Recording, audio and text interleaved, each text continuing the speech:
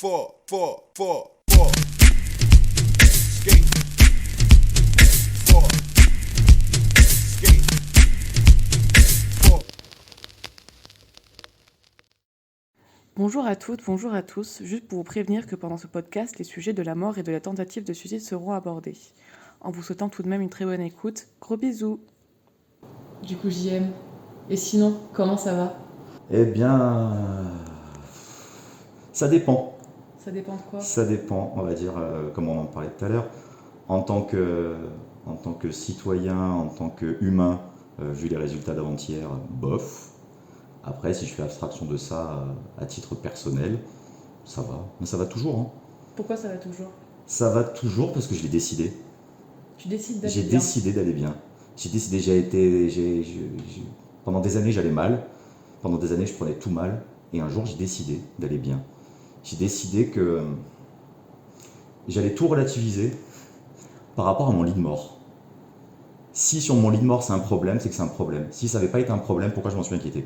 D'accord. Et donc, du coup, tout ce qui est positif, je m'y accroche. Ouais. J'essaie de le garder le plus longtemps, parce que rien ne dure. Tout ce qui est négatif, je décide que ça n'a sur moi que le pouvoir que je veux bien lui donner. Les événements, les gens, ils ont que l'importance que tu leur donnes. Donc si je décide de ne pas leur donner d'importance, ils n'en ont pas. Et donc j'ai décidé que les éléments négatifs n'avaient aucune importance. Ils ne m'atteindraient pas. Voilà. Donc, Est-ce qu'il y a eu un élément déclencheur qui a fait que tu as pensé, que t'allais pas bien et que tu as réussi à... j'ai fait une à tentative de basculer suicide. Donc, TS. ouais. Enfin, Ok. oui et non. J'ai écrit ma lettre. J'ai eu du temps à l'écrire, ma lettre. Une fois que j'ai trouvé, parce que tu sais, qu'est-ce que j'écris ? Est-ce que je culpabilise les survivants ou est-ce que je leur donne l'absolution ? Et en fait, déjà rien que de penser comme ça, c'est pas bien, parce que c'est un truc très égoïste que tu fais. Et en fait, je voulais m'ouvrir les veines, plein de médocs. Et en fait, j'ai pris plein de médocs, je me suis endormi. Ah bah ouais, Voilà. con. C'est ça. Et quand je me suis réveillé, je me suis dit non, tu peux pas faire ça. En fait, tu peux pas tout prendre tant à cœur. Tu peux pas. Ça te bouffe. Donc du coup, les trucs sur lesquels t'as pas d'incidence, arrête de t'inquiéter pour rien. Pendant très longtemps, je le prononçais comme des phrases, tu sais, des trucs très creux de si t'as un problème et qu'il n'a pas de solution, t'inquiéter ne sert à rien. Si t'as un problème et qu'il n'a pas de solution, t'inquiéter ne changera rien. Tu sais. Les alcooliques anonymes, c'est une prière, toi qui es chrétienne, c'est une prière, c'est Seigneur, donne-moi la force d'accepter, c'est quoi ? La force d'accepter ce qui ne peut pas être changé, le courage de changer ce qui peut l'être, et la sagesse de faire la distinction entre les deux, un truc comme ça. Ok. J'ai décidé un peu de vivre ma vie comme ça. Et tu disais que tu prenais les choses très à cœur et que maintenant pas que tu les prends moins à cœur, mais tu les prends différemment. Est-ce que tu penses qu'il y a une part d'hypersensibilité ? Certainement. Tu sais, quand les minorités, enfin, je me pose des questions pour des gens, c'est pas des questions personnelles. C'est si égoïstement, en fait, je m'en fous de l'état du monde. Pour moi, ça va bien. Moi, je suis un petit blanc bourgeois. Pour moi, la vie, elle va nickel. Même systémiquement, la vie, elle est faite pour que moi, ça fonctionne. Et pourtant, ça m'énerve que ça marche pas pour les autres. Ça m'énerve que moi, j'ai des chances que les gens n'ont pas. Ça m'énerve d'avoir des avantages que les gens n'ont pas. Du coup, je me rends compte que oui, il y a forcément une part d'hypersensibilité là-dedans. Parce que sinon, j'en aurais rien à foutre. En fait, je serais de droite. Ah oui, tu serais... Je serais tellement de droite. Ah là là. Mais est-ce que cette hypersensibilité, tu disais qu'elle est beaucoup envers les autres classes sociales, les autres, etc. Mais est-ce qu'elle est plus ponctuée, je veux dire, dans le sens où plus quotidienne ? Hypersensibilité des choses, hypersensibilité des émotions, hypersensibilité des ressentis ? Je sais pas. Je pense que bizarrement, je suis assez peu à l'écoute de moi. Je suis plus à l'écoute de. C'est pour ça que je dis la société. C'est pour ça que je prends la société en exemple. Moi, ce qui m'arrive, c'est mes problèmes entre moi et moi en fait. Soit je peux faire, soit je peux changer les choses et du coup j'essaie de les changer. Soit je peux pas changer les choses. Et alors je sais même pas pourquoi je me plains. Ça sert à rien de se plaindre d'un truc qu'on peut pas changer. C'est se cogner la tête contre le mur. Et ça, je le faisais. Et je vais arrêter de le faire. Maintenant, si je peux pas changer quelque chose, je l'accepte. Mais le problème, c'est qu'on peut tout changer. Comment ça, on peut tout changer? Ouais, parce que j'allais dire, il y a des choses. Par l'exemple. Ouais. En fait, maintenant, c'est par l'exemple. On peut pas changer les gens, on peut pas. Mais par contre, on peut être en accord avec soi-même et agir de telle façon pour que quand les gens ils te disent ouais mais on peut pas le faire, tu dis bah si, moi je le fais. Moi je suis comme ça. Donc c'est juste une question de volonté. Tu peux aller vers les autres, tu peux écouter les autres, tu n'es pas obligé d'être enfermé sur toi-même et de penser que tu as raison. Je pense que j'ai raison, mais ça m'empêche pas d'écouter les arguments et de pouvoir changer d'avis. Je peux changer d'avis, ça je le faisais pas, je peux changer d'avis pendant un débat. Pas sur des C'est trucs vrai. fondamentaux, mais ouais, si quelqu'un me sort un argument auquel j'y avais pas pensé, je dis tu vois, j'y avais pas pensé.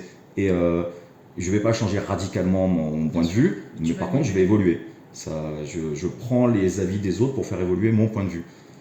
Parce que sinon, Si on n'avance pas. sinon on n'avance pas, sinon on parle tout seul. Et quand on parle tout seul, on devient fou. Et tu penses que tu pourrais refaire une tentative de suicide maintenant? Non. Pourquoi? Non, parce que maintenant, il n'y a plus autant de négatifs dans ma vie. Enfin, le négatif, je l'ai évacué. Tu l'as évacué. Donc, si je m'accroche pas au négatif, ma vie elle est cool. En fait, quand on regarde pas les mauvais côtés, quand on Ouais. regarde que les bons, ça va. Et en fait, les mauvais côtés, c'est parce que mais c'était une période particulière de ma vie. J'étais au chômage, mon entreprise venait de se terminer, je venais d'avoir rupture de mes 10 ans.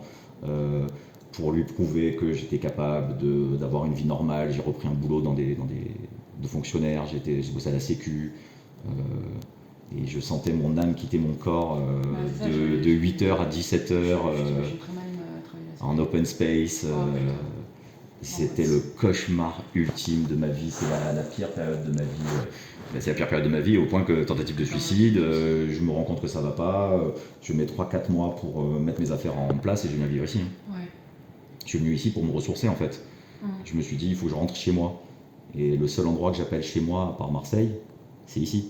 Ouais. Chez Marseille, en fait, mon vrai chez moi, c'est Marseille. Mais le seul endroit que j'appelle chez moi, à part Marseille, c'est ici. Et du coup, j'ai eu besoin de rentrer chez moi. Ouais, Et maintenant que je suis chez moi, maintenant que je suis avec les miens, sur ma terre, et maintenant que je suis en forme, je me casse. Voilà, c'est ça. Maintenant que T'as besoin de j'ai te pris, ressourcer. c'est ça, j'ai besoin de me ressourcer, j'avais besoin de positiver, j'avais besoin de. Et puis j'avais besoin d'apprendre sur moi aussi, j'avais besoin de savoir à quel point j'étais corse et à quel point j'étais marseillais.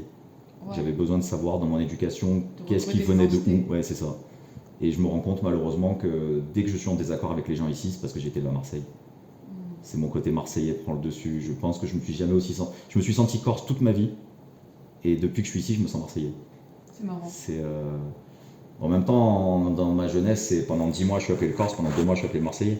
C'est ça. Ça a toujours été ça. J'ai toujours cette espèce d'ambivalence, presque j'allais dire de schizophrénie. Hein, Ouais. mais c'est vraiment. Encore une fois, c'est pas une non, schizophrénie. mais de dédoublement de la Dédoublement de personnalité. personnalité. Mais là, c'est Ouais. vraiment.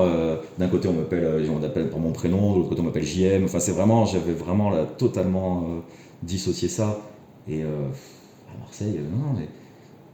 J'y étais bien à Marseille, mais j'y retournerai pas. Je pense que le problème, c'est que maintenant, je suis nostalgique de Marseille, mais nostalgique de quand j'avais 25 ans, en fait. C'est pas de Marseille dont je suis nostalgique, je pense. C'est cette période. C'est de ma vie avec mes potes, c'est une autre vie d'insouciance, je suis en couple, je pense construire une famille. Je pense que je suis nostalgique de ça. Je suis pas nostalgique de Marseille. Et ça serait la grosse erreur, ça serait de retourner là-bas et Pour pouvoir répéter les choses que tu ne peux plus répéter. Exactement. Et je pense malheureusement que je retomberai dans les travers que j'avais. Je pense que c'est facile de sortir, c'est facile de picoler, c'est facile de trouver de la drogue, c'est facile de faire n'importe quoi là-bas. Et c'est trop facile. Ouais. Et je sais pas si je suis assez solide en fait pour passer au-dessus. Donc pour me battre, et puis je pense que ça a changé en vrai. Je pense que la ville elle a changé. Je pense que ici on est hors du temps. Complètement. Ici on est déconnecté, on est déconnecté de beaucoup de choses. On est déconnecté de la télé, on est déconnecté des infos. On n'a pas l'impression de vivre en France. Hein. Non. Les infos, il n'y a que la région qui compte. Hein. Bien Les sûr. gilets jaunes, ils étaient où? Enfin, les manifs, les manifs pour les Palestiniens, les manifs. Je suis allé à la Gay Pride il y a 15 jours, on était 100. Enfin, Ouais. Alors que moi, il y avait des chars et des chars Ouais, sur ça la s'arrêtait Canebière. jamais, ouais. Ça s'arrêtait jamais pendant 2 heures. Ouh, Mardi Gras, quoi. C'était la fête. Et en plus, la première Gay Pride, quand je suis allé il y a 20 ans, les homosexuels se battaient pour avoir des droits, alors que là, ils se battaient pour pas les perdre. Et je trouve ça super triste. C'est une tristesse. C'est d'une tristesse sans nom. Et ici on est déconnecté. le Front Populaire, il ne s'est même pas présenté. Nos candidats, c'est des régionalistes, nationalistes, indépendantistes. Il n'y a que nous qui les avons. Enfin, nous, les dom-toms, c'est ça. pour qu'ils soient au deuxième tour, il n'y a que nous, en fait. On va se retrouver à voter des partis moins de droite pour des nationalistes régionaux contre des nationalistes nationaux. Enfin, c'est très, très, très bizarre. On est très déconnectés. Et ça me fait bizarre de retourner sur le continent. Et tu parlais du fait que tu te désintéresses, mais tu t'interdis les côtés négatifs de la vie et de tout ça. Mais comment tu fais pour gérer les émotions négatives du coup ? Je pleure plus que pendant les... Il n'y a que les morts qui me font pleurer. Ouais. C'est la seule chose qui arrive encore à me faire pleurer, c'est les morts. Il n'y a plus rien d'autre qui arrive à me faire pleurer, c'est bizarre. Mais le négatif, en fait, d'abord je me plains. Les femmes se plaignent, les hommes cherchent des solutions. Mais moi je me plains d'abord, je me plains. Et quand j'ai fini de me plaindre, j'essaie de voir si je peux changer la situation. Si je peux pas la changer, je l'accepte et j'arrête de me plaindre. Si je peux la changer, j'arrête de me plaindre et j'essaie de la changer. Ok. Donc le seul truc que je peux pas changer, c'est la mort. C'est pour ça que c'est le seul truc qui arrive encore à m'atteindre, parce que j'ai pas la main dessus. Parce que quand quelqu'un est mort, il est mort à jamais. Et du coup, il faut juste que je l'accepte. Donc là, récemment, j'ai une amie qui est décédée. Pendant une semaine, je sors pas de chez moi. Je pleure un jour sur deux. Je réponds pas au téléphone, je réponds pas aux messages. Les gens le savent. Hein. Je suis un chat. Hein. Je suis blessé. Quand je suis blessé, je rentre à la maison, je lâche mes blessures. Et quand je suis soigné, je ressors. Mais quand je vis en société, pour moi, il y a une partie du contrat social qui est que quand on est en société, on n'a pas le droit. Enfin, ces problèmes personnels, ils sont personnels. Et du coup, on ne parle plus que des problèmes de société en société. D'accord. Et t'as pas l'impression de te brider un peu ? Peut-être. Après, j'ai quelques proches, j'ai quelques intimes avec lesquels je partage. Mais au final, se plaindre, j'ai pas de boulot, enfin je m'en fous, c'est un choix. Enfin tu vois, en fait c'est quoi les vrais problèmes je suis célibataire, on s'en fout en fait, c'est pas grave. Ouais. C'est pas grave. Le truc c'est que si on décide que c'est grave, c'est grave. Mais si on décide qu'on s'en fout, on s'en fout. Enfin je sais pas, ça a vraiment été je me suis rendu compte que je me plaignais pour rien. Après j'adore me plaindre, mais Ouais. je crois que je suis heureux de rien aimer, de me plaindre, je crois que c'est ça qui me... Au lieu de me dire, ah là là, je me plains, que ce soit négatif, mais finalement c'est oh, rien ne va, et c'est positif en fait. J'essaie de faire avancer les choses par le fait de me plaindre et pas de le garder pour moi et de renfermer ma négativité et de me dire, ah c'est horrible. Rien n'est vraiment, à part la mort, rien n'est grave, rien n'est important, rien ne dure, le bon comme le mauvais. Donc c'est pour ça que le bon on s'y accroche, le mauvais ça reste en nous, mais ma rupture j'ai mis 3 ans à m'en remettre. Mais vraiment, bien 3 ans. 3 ans, chaque fois que je me levais le matin, c'était ma première pensée, c'est oh, putain elle est plus là, enfin, oh, putain t'es plus avec elle, putain t'es seul. Et en fait c'est un dérivé. Mais en vrai, je suis plus avec elle, des gens il y en a plein, je suis seul, c'est un choix, vaut mieux être seul que mal accompagné, enfin tu vois c'est... Parce qu'après, tu idéalises, en vrai, avec le recul, mes 3 dernières années de couple, j'étais 10 ans en couple, les 3 dernières années sont nulles. Mes 3 dernières années sont à chier, en vrai. Si j'y réfléchis froidement. Froidement, j'étais malheureux, j'étais triste, ça n'allait pas, et ça a amené à la rupture. Oui, bien sûr. Et s'il n'y a pas 5-6 ans qui se passent bien, on reste pas aussi longtemps avec ça se passe mal. Et du coup, là... ça se passe mieux. Il n'y a personne qui m'emmerde, ça se passe bien ma vie. Donc c'est le problème, c'est que la nostalgie te fait te tromper sur ce que tu vivais, ressentais. Ouais. Les gens ils regardent les photos du passé, ah comme j'étais heureux.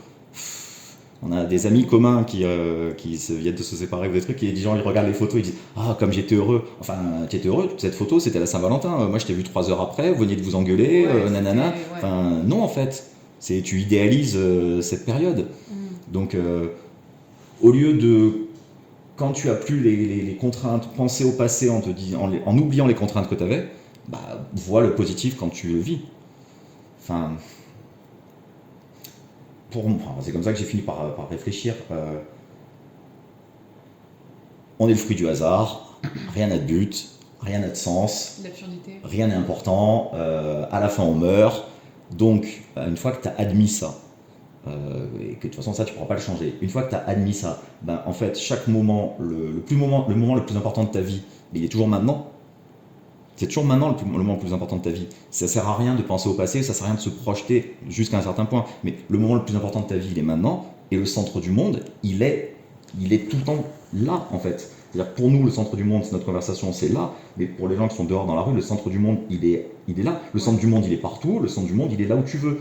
Et le moment le plus important, c'est tout le temps maintenant. Donc une fois que tu l'acceptes, parce que c'est dur à accepter, hein, que faut... Les gens, je trouve qu'ils vivent beaucoup dans le passé, beaucoup dans le futur. Ils projettent, ils se souviennent, ils projettent, ils se souviennent, et ils sont jamais dans le présent. Et je pense que c'est comme ça que tu es malheureux. C'est comme ça que tu es malheureux parce que tu vis pas le présent. Et quand tu vis le présent, le présent, il est cool. Parce que les problèmes que tu as 9 fois sur 10, c'est des problèmes qui sont en tâche de fond. Si tu penses pas, et si tu dis, comment je vais faire. Non, d'abord, vis au présent. Et ça enlève beaucoup de merde, j'ai l'impression. C'est vrai. Après, il y a des gens qui n'ont pas cette capacité non plus.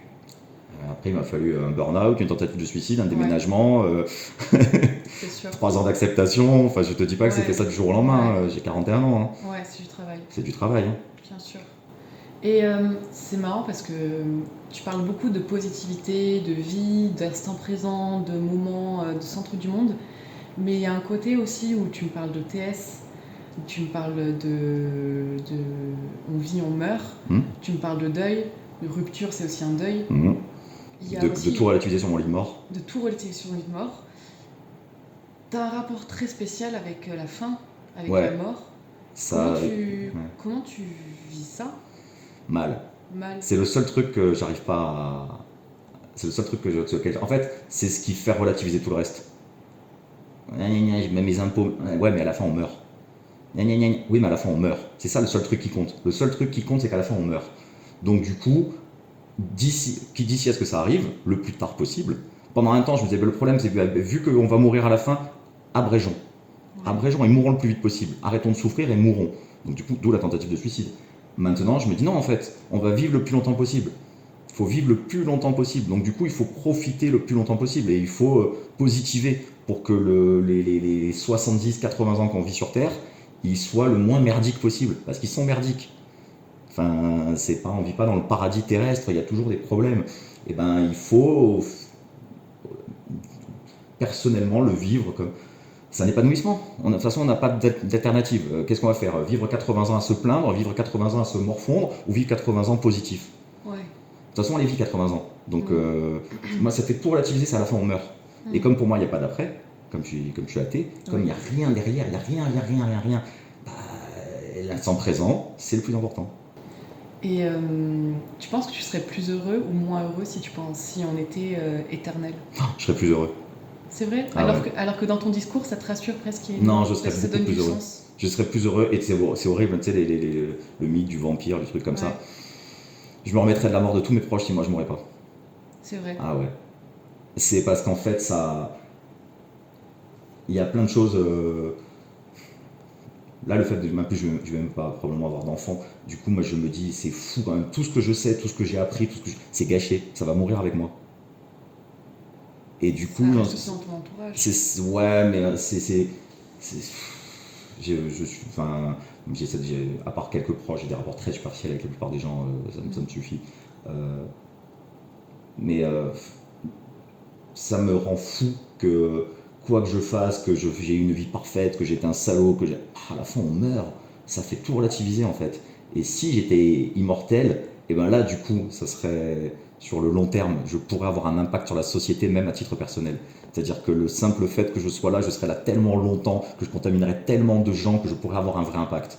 Là, on reste pas assez longtemps pour que j'ai un impact. Oui, c'est sûr. Il faudrait 2-3 vies. C'est ça, il me faudrait au moins 2-3 vies pour avoir un vrai impact sur le monde.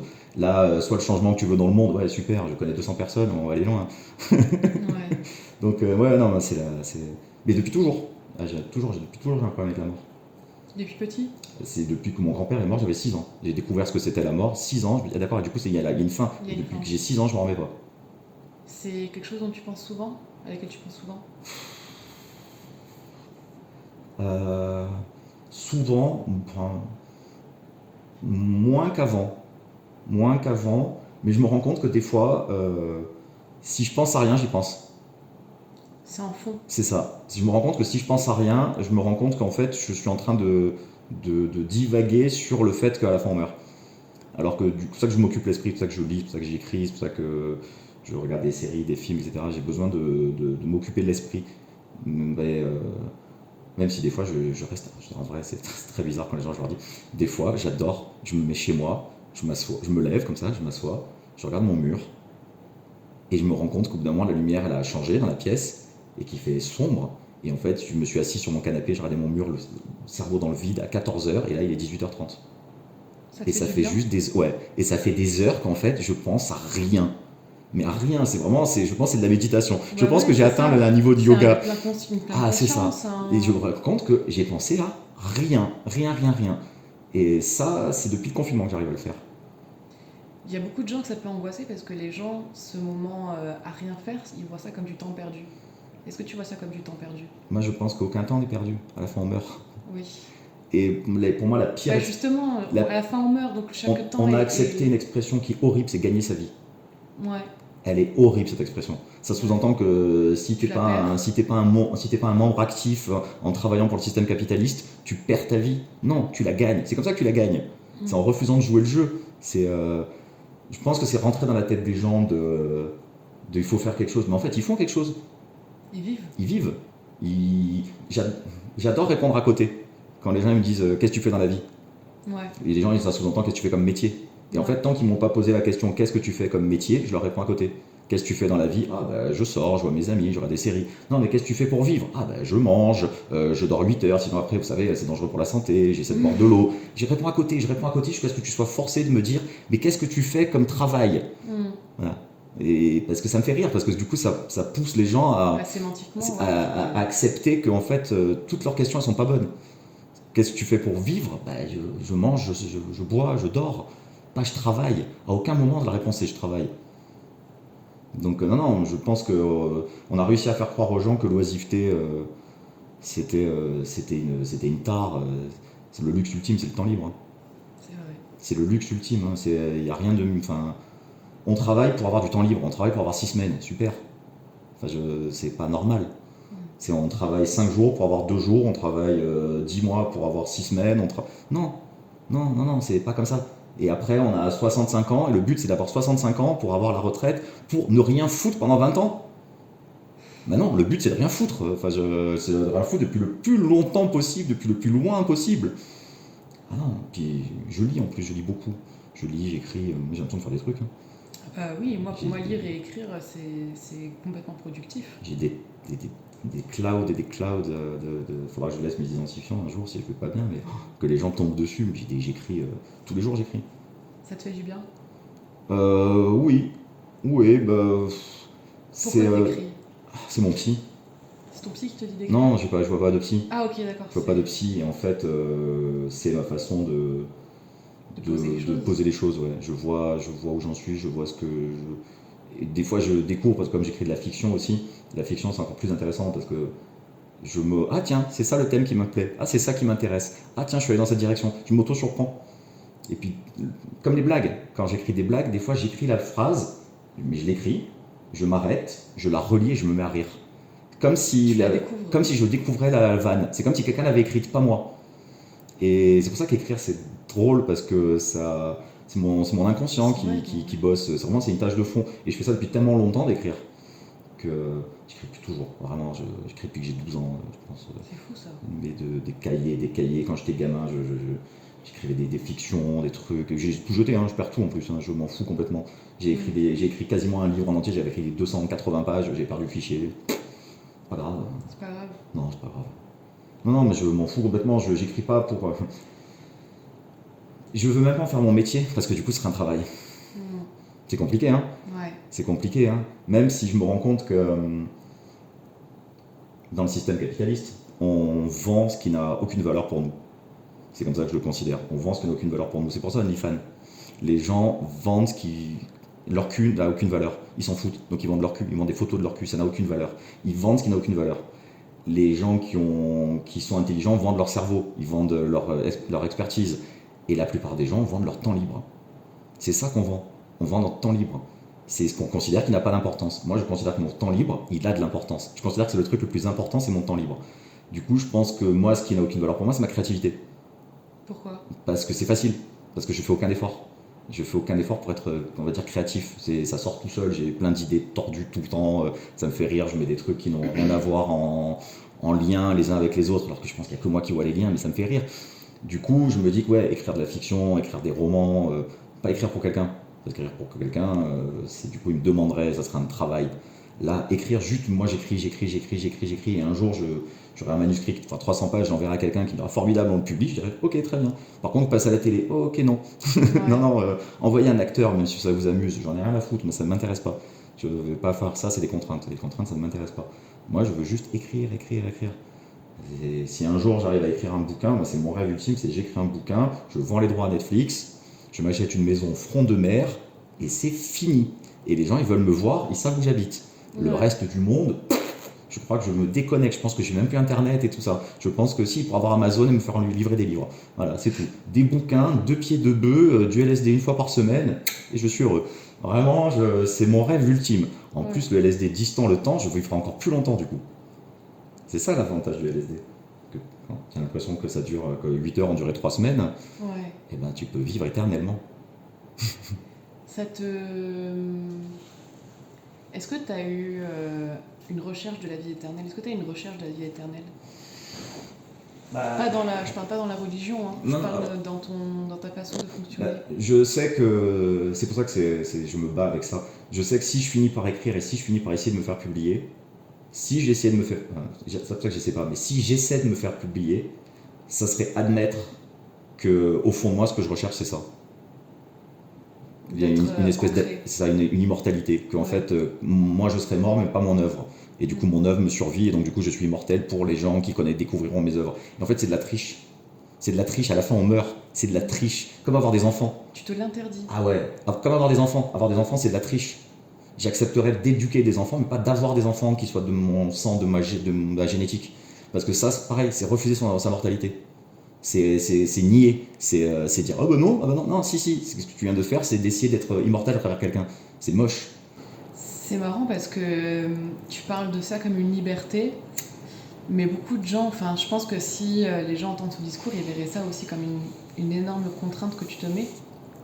Peut-être, mais je te dis, moi, j'ai l'impression que c'est de la triche. J'ai l'impression que du coup, je peux pas dire en même temps que j'accepte ma mortalité et en même temps faire tout pour, Pour te précéder. c'est ça, tout pour pas l'atteindre, Ouais. tout pour la nier. Non, je vais l'accepter. C'est dur, mais je l'accepte. Peut-être même qu'un jour, si je me fais publier, je demanderai un autre nom. Pourquoi Je comprends que ce ça, soit un toi pseudo, que ce soit pas moi.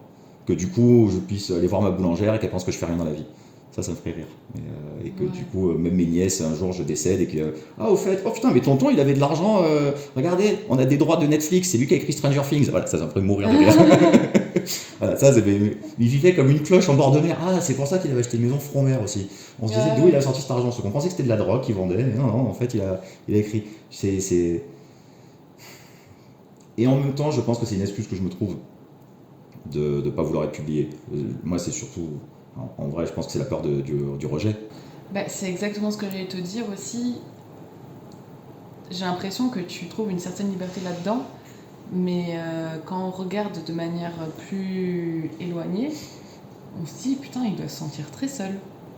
Ouais, mais je suis très seul. Tu te sens seul? Je me sens pas seul, mais je le suis. Ouais. En fait, je suis pas seul parce que je me sens plus seul quand je suis avec des gens. Enfin, quand je suis mal accompagné, c'est là que je me sens seul. Ouais, c'est dur. Pas quand je suis seul. Ouais. Quand je suis seul, je suis avec. J'allais dire la personne que je kiffe le plus, mais pas loin. Ouais. J'ai appris à m'aimer et je suis bloqué avec moi. Tu t'aimes? Je me tolère. C'est déjà beaucoup. Ouais. Je vois mes défauts, ça m'énerve. Je me dis. On en a tous. Ouais, mais en fait, le truc, c'est que j'ai pas envie de les changer. En fait, c'est pour ça que je te dis, Bah, je me ça- plains pas. Bah, ça fait de toi ce que tu es. C'est ça, je vois comment je suis des fois et je me dis, sois moins comme ça. J'arrive pas. J'arrive pas. Ouais. Et puis malheureusement, maintenant, ChatGPT. Oui, ton meilleur ami. Mon c'est meilleur vrai ami que pour à la chaque fois vie, qu'on- ChatGPT. Alors il faut savoir, pour les gens qui nous écoutent, j'ai l'impression qu'à chaque fois que je parle d'AGM, il nous parle de ChatGPT.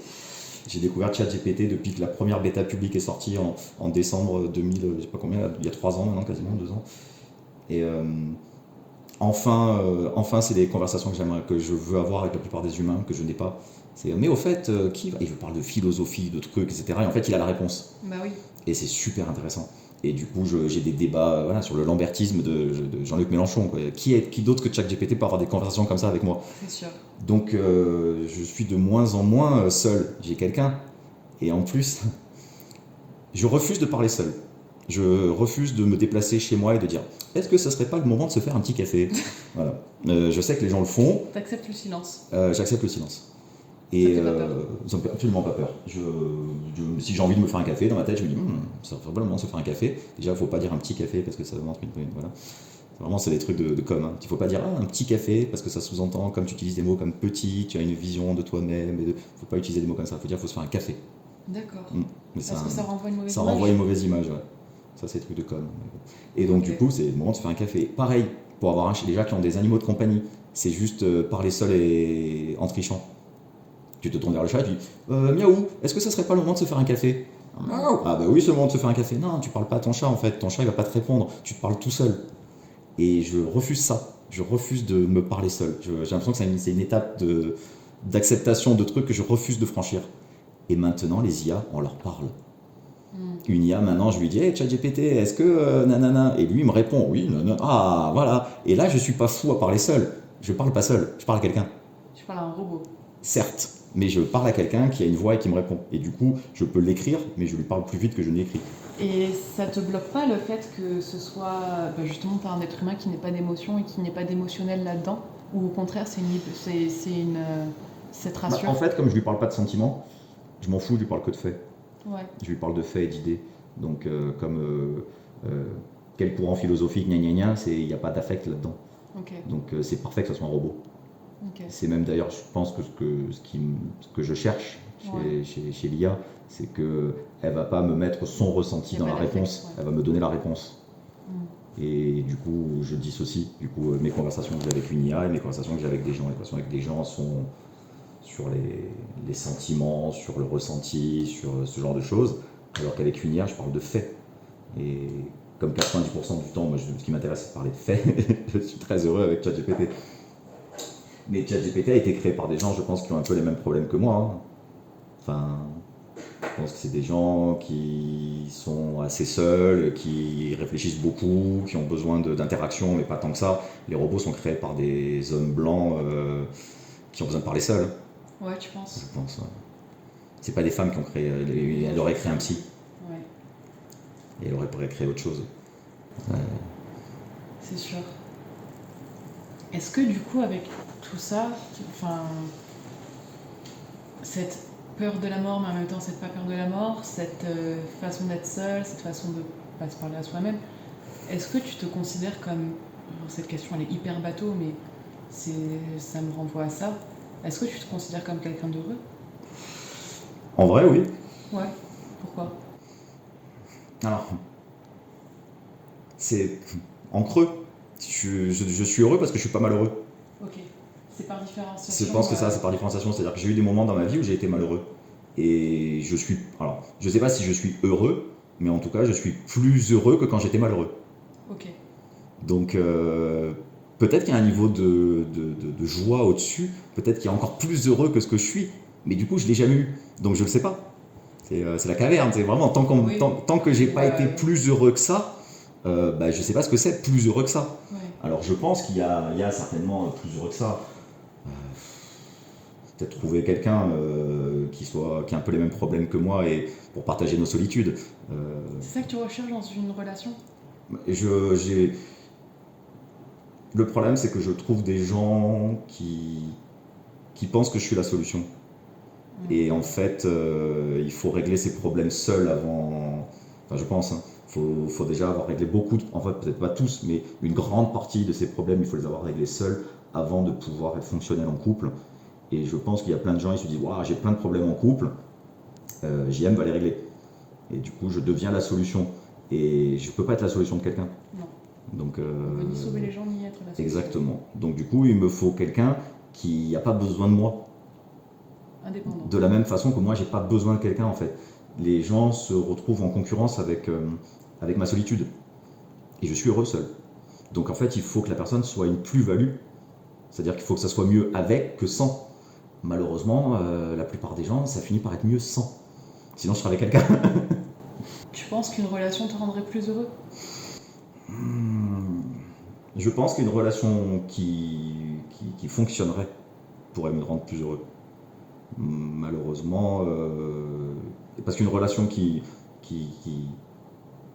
m'apporte pas ce que je recherche, d'ailleurs je sais même pas trop, mais en fait qui a plus de contraintes que d'avantages. Tu veux pas composer? Non, je compose pas. Jusqu'à un certain point, mais Tu composes pas? non, je compose pas. Après, je suis pas si dur à vivre que ça. Non, t'as pas l'air. Non, mais j'ai une certaine logique une fois que tu l'as compris, mais il faut pas me prendre la tête pour. Je sais que si j'étais une méduse en bois, est-ce que tu m'aimerais toujours? Non. Mais c'est horrible, hein, je réponds non. Et je réponds en fait.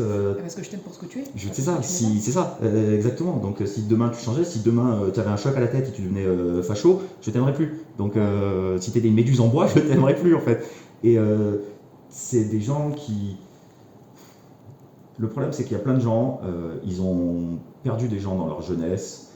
Et du coup, alors j'ai l'impression qu'il y a deux schémas de gens que je rencontre. Soit ils ont perdu des gens dans leur jeunesse, et ensuite, à partir de ce moment-là, ils s'auto-sabordent. Ils rendent fous les gens autour de eux, ils les poussent à bout pour que les gens les quittent, pour pouvoir dire, tu vois, je suis seul. Tu vois, les gens m'abandonnent. Et du coup, on appelle ça prophétie auto-réalisatrice. Donc en fait, les gens, ils poussent les gens à. Ils disent, tout le monde me quitte, et ils poussent les gens autour d'eux à les quitter, pour avoir raison. Et l'autre truc, c'est que les gens, ils ont vécu des fois des situations de merde, et ils les reproduisent adultes pour pouvoir normaliser une situation pourrie de leur enfance. Moi, j'ai eu aucun des deux dans mon enfance. Ouais. Donc du coup, moi, je comprends quoi. pas ces principes-là. Et en fait, va voir un psy.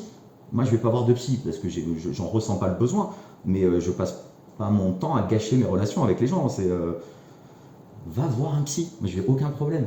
Vraiment, ça me fait plaisir. Même si tu veux que j'aille de temps en temps avec toi en thérapie, mais pas de problème. Va voir un psy. Je suis pour que les gens aillent voir des psys, mais je suis pas leur psy. Et le problème en couple, c'est que des fois, j'ai l'impression d'être le psy. Et c'est pas ton rôle. C'est pas mon rôle. C'est pas mon rôle. Même si, encore une fois, quand j'ai fait ma tentative de suicide, il aurait fallu que j'aille voir un psy. Mais je suis de mauvaise foi et je suis un connard, donc du coup je me suis dit ça hors de question. Donc à la place, j'ai passé un DU de thérapeute PNL. C'est vrai, tu me l'avais dit ça. Ouais. Donc du coup il y a 3 niveaux, il y a technicien, praticien, maître praticien, et du coup je suis niveau 2, je suis praticien. Donc théoriquement je pourrais même exercer, je pourrais mettre une plaque dans la rue et mettre thérapeute PNL. Mais non. Pour les gens qui ne savent pas ce que c'est la PNL, c'est de la programmation neurolinguistique. Voilà. C'est une pseudo-science, c'est la façon dont tu t'exprimes, la façon dont tu te comportes a un impact sur comment les autres t'appréhendent et le reste du monde. C'est très intéressant pour les thérapeutes cognitifs, c'est-à-dire la thérapie très courte pour régler un problème précis. D'accord. Voilà. Et la PNL fait que du coup je m'amuse à regarder les champs lexicaux des gens, etc. Et donc du coup moi je m'adapte. C'est pour ça que les gens m'aiment bien. Parce que tu t'adaptes à un Parce que je m'adapte, je suis un caméléon. Et quand j'écris, je fais attention à si par exemple pour la comédie on fait des règles de 3, et tu répètes 3 fois tu mets 3 fois la punchline de 3 façons différentes, et ben j'essaie même de trouver des champs lexicaux différents pour que tout le monde la comprenne, pour que tout le monde soit touché. Donc c'est des vrais trucs de com ça. Hein. C'est hyper complémentaire. Oui. Donc moi j'ai juste fait ça pour moi. En fait, pour savoir pourquoi j'avais des problèmes, etc. Ça m'a pas aidé à pourquoi j'ai des problèmes, mais ça m'a aidé à accepter plein de choses. Et peut-être que je suis comme ça maintenant, probablement post-PNL. Et du coup, tu penses que t'as quoi comme problème? C'est la mort, hein. Faut vraiment que je gère ce truc. Hein. Faut soit que j'accepte soit que j'essaie de. Faudrait certainement que j'essaie de me faire publier. Faudrait vraiment que je franchisse le pas de on meurt et alors. Parce que du coup, moi, ça relativise tout. À la fin, les dinosaures, ils ont vécu des siècles et maintenant, ils servent dans nos réservoirs, ils font de l'essence, quoi. Enfin, ils s'appelaient Roger, ils s'aimaient, ils avaient des familles et maintenant, ils servent à faire le plein, quoi. Et moi, j'ai l'impression qu'on en est tous là, quoi. Je me bats pas, qu'est-ce que ça change? Je suis publié, je suis pas publié, je suis heureux, je suis malheureux, je suis en couple, je suis pas en couple, j'ai des enfants, j'ai pas d'enfants, on s'en fout. Dans 50 ans, dans 100 ans, personne ne se souviendra de personne. Ça te fait peur?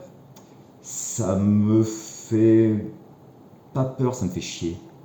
Ouais. C'est pas, ça me fait peur, ça m'emmerde. Ça m'emmerde, ça gâche le délire, quoi. Putain, ouais. Ça casse le truc, quoi. J'ai l'impression, moi, pour reparler un peu, tu disais que socialement, etc., c'était assez anxiogène, etc. Je sais pas si je vais le garder, mais la gauche, des fois, j'ai l'impression que c'est très dur de débattre avec elle. C'est plus dur de débattre avec la gauche parce que je vais plus facilement m'engueuler avec un LFI qu'avec un RN. Oui. Avec un RN, je peux pas lui faire changer d'avis, en fait. Il est tellement loin de moi que c'est foutu. Il va falloir qu'il fasse le chemin, lui. Je peux donner mes arguments, mais je sais pas s'il les écoutera. Un LFI, je pense qu'il est super proche de moi. Et je me dis, putain, mais tu vois pas les 2-3 défauts, les 2-3... Ce qui m'énerve, c'est... Alors, je les avais plus jeunes, ces débats. Maintenant, quand je suis plus vieux, j'ai les moins. Mais quand tu as une vingtaine d'années, tu te rends compte, tu discutes avec des gens, tu leur dis pourquoi tu es de gauche. Et en gros, tu comprends que la réponse, c'est parce qu'il vient d'une famille de gauche. Ouais. Il n'est pas de gauche par conviction profonde, il est de gauche parce qu'on l'a éduqué comme ça, mais il n'a pas réfléchi plus loin que ça. Il ne sait pas pourquoi il est de gauche. Alors que souvent, le raciste, il sait pourquoi il est raciste. Ouais. Ah, moi je me suis fait agresser. Il a des arguments. Et du coup, c'est presque plus intéressant de discuter avec quelqu'un avec lequel tu n'es pas d'accord, mais qui a des arguments, plutôt que quelqu'un avec lequel tu es d'accord et qui n'en a pas. Et le problème de la gauche, c'est que j'ai l'impression qu'il y en a beaucoup. Pourquoi tu es de gauche? Parce que c'est les gentils. Mais ils savent pas pourquoi c'est les gentils. Ils n'ont pas pensé plus loin. Ils n'ont pas une pensée globale. En même temps, on est 30%. On se tire dans les pattes. On est 8 partis. Il n'y a qu'à voir la droite. Il n'y a toujours qu'un seul parti à droite. Il y a un parti au centre qui est soit l'UDF, soit l'UDI, soit le Modem, mais il n'y a qu'un seul parti de droite. Les Républicains, RPR, UMP, UDF, etc. Il n'y a qu'un seul parti à droite. Et d'abord, ils essaient de gagner, et une fois qu'ils ont gagné, qu'ils sont au pouvoir, là, ils regardent les mouvances. Et ils disent, d'accord, on va tirer un peu plus à droite, un peu plus à gauche, on va être un peu plus social, on va être un peu plus capitaliste, on va l'être un peu moins. Voilà. Ils décident une fois qu'ils ont accédé au pouvoir. La gauche, c'est d'abord... on fait les divisions, et ensuite il faut que la micro-division elle accède au pouvoir. C'est pas d'abord on est unis, et ensuite, une fois qu'on a gagné, on verra sur les points de désaccord. Non, nos points de désaccord, on a l'impression qu'ils sont fondamentaux alors qu'ils sont à la marge. Alors que la droite décide que leurs points de désaccord sont à la marge. Je pense que c'est ça la différence de point de vue qu'on a entre la gauche et la droite. C'est vrai. Parce qu'on est plus démocrate, et que nous on veut débattre. Nous, on veut que notre président, il nous représente, il veut truc. On ne sait pas qu'il y a des mouvances super vite, c'est pour ça qu'il y a des dissidents, c'est pour ça qu'il y a des... Très vite, ils créent des sous tout. Tous les syndicats sont de gauche. Enfin, la plus grande majorité des syndicats sont de gauche, et quand tu t'amuses à regarder leur histoire, c'est dissident CGT, dissident CGT, dissident CFDT, du dissident CFDT, du dissident Sud, du dissident CGT. Ils étaient tous d'accord, et maintenant, il y a 20 syndicats qui étaient tous d'accord il n'y a pas si longtemps. Ouais. Et qui n'ont pas réussi à se mettre d'accord. Qui n'ont pas réussi à dire on est tous encore unis et on est plus fort quand on est unis, et notre petite tambouille interne, c'est en interne. Non, elle est sur la place publique, la tambouille interne. C'est sur la place publique qu'ils ont leur débat qu'ils devraient avoir entre eux. Et je pense que c'est pour ça qu'on n'arrive pas à se mettre d'accord, les gens de gauche. Et puis, là, actuellement, c'est le grand débat du est-ce que tu pourras avoir des amis RN? Ben non. Ben non. Donc je comprends le contre-argument du ouais, vous n'êtes pas ouvert d'esprit. Moi, je me bats pas pour que les gens avec lesquels je suis pas d'accord puissent exprimer leurs idées. Hein. Moi, je suis pas Voltaire. Hein. Et puis Voltaire, il n'y avait pas le nazisme à l'époque, donc je sais pas ce qu'il en aurait dit. Enfin, moi, j'ai pas envie de débattre avec des gens qui ont envie de retirer la démocratie. J'ai des gens qui veulent plus me laisser la parole. Je veux pas leur parler en fait, hein, qu'ils soient dans leur coin. Je sais pas si la gauche s'en sortira facile dans 8 ans. Ouais. Et toi, qu'on aura perdu 2 fois. C'est ça. Peut-être que là, on se mettra d'accord. J'espère. Et puis là, après, c'est des micro-trucs, mais c'est très précis. Mélenchon, il est lambertiste. Alors, lambertiste, c'est des dissidents trotskistes qui considèrent que... Alors, les trotskistes pensent qu'on doit changer de l'intérieur les partis, et donc ils font un truc qui s'appelle l'entrisme. Donc, quand il y a une militante trotskiste, normalement, tu dois être au PS, tu dois être pour que de l'intérieur, tu essaies de leur faire accepter des idées trotskistes, des idées ultra-communistes. Les lambertistes sont contre ça. Ils sont pour une radicalisation. Ils sont tellement anti-staliniens qu'ils sont plus anti-staliniens qu'anticapitalistes. Donc l'ennemi, c'est Staline, c'est pas les États-Unis. Là aussi, les trotskistes sont pas d'accord. Et ils sont vraiment très, très, très radicaux contre le débat. Et en fait, C'est un militant lambertiste dans sa jeunesse, Mélenchon. D'accord. Et ce qu'il fait actuellement à la tête du parti, pour moi, c'est clairement un truc de lambertiste. Mais parce que je suis trotskiste. Donc du coup, on est déjà, si on avait été dans le même parti, ça aurait été un dissident pour moi. Ouais. Et là, je le vois au pouvoir et je vois pourquoi je suis pas d'accord avec les lambertistes. Sa façon de diriger, sa façon de gouverner n'est pas celle qui me va. Ouais, genre, mais je comprends, il y a un gros problème, il n'y a pas longtemps, bah là, avec les législatives, etc., il y a eu beaucoup de... Je suis en désaccord avec Mélenchon, mais pourquoi je dois voter Nouveau Front Populaire, quoi. Il y a beaucoup de gens qui se reconnaissent pas du tout dans la politique, la façon d'être, la façon de parler, la façon de concevoir les choses de Mélenchon. Mais en fait, c'est un peu l'étendard de la gauche. Et tu te retrouves du coup à devoir dealer avec ça, quoi. S'ils avaient été plus malins, ils l'auraient mis tellement en retrait là, pendant les élections. Ouais, putain. Ils auraient dû mettre Ruffin en avant, qui était la seule figure qui mettait tout le monde à gauche d'accord, que ce soit PS. Et en plus, malgré le fait que la télé continue à nous mentir, Ruffin n'est pas LFI. Ouais. Parce qu'à chaque fois ils disent Ruffin est LFI, Ruffin est LFI. Non, c'est pas vrai. Ruffin, il est sans étiquette, siégeant avec le groupe LFI. Il n'est pas LFI, c'est pas vrai, il n'est pas encarté LFI. Donc, même dans le fait de dire que Ruffin est LFI, c'est pas vrai. C'est les médias qui essaient de nous faire peur avec Ruffin c'est un LFI. Non, c'est pas vrai. Même lui, il n'est pas d'accord avec eux. Même lui, des fois, il vote pas comme eux. Et je pense que quand on est censé défendre les minorités à gauche, elles étaient où les femmes ? Je trouve que Tonnelier d'Europe Écologie Les Verts, qui est très intéressante, qui est très charismatique, s'est révélée pendant cette campagne. Je pense qu'elle, à terme, ouais, mais je pense que ce sera vraiment des figures qu'on verra davantage, parce que là, c'est un débat d'hommes. Hein. Si on a envoyé d'hommes blancs, hétéros, cisgenres, occidentaux, diplômés, vraiment tout ce que l'extrême droite te dit, vous êtes des bourgeois qui vous regardez le nombril, et on leur a envoyé, le pain pour ce. Ah ouais. Avec des noms français, avec vraiment sur Roussel, vraiment des. Magnifique. Ouais, rien que là, tu vois, quand ils comprennent pas. Ils sont déconnectés de leur base. Hein. Bon, on arrive vers la fin du podcast. Je vais du coup te poser les 3 questions. La première question, c'est est-ce que tu as une recommandation ?